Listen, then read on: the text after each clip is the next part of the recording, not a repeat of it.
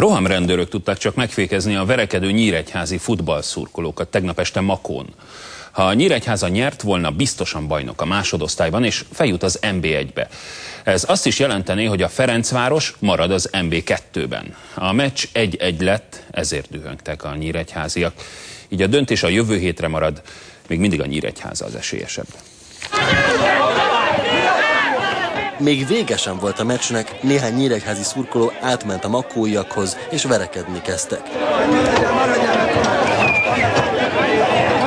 A rendezők próbálnak közbeavatkozni, először úgy tűnik sikerrel, aztán többen újra összeverekednek.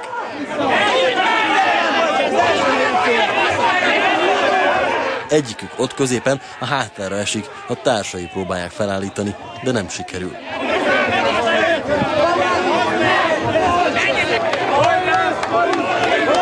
Amikor úgy tűnik, hogy csillapodnak a kedélyek, többen az egyik rendezőt kezdik kergetni.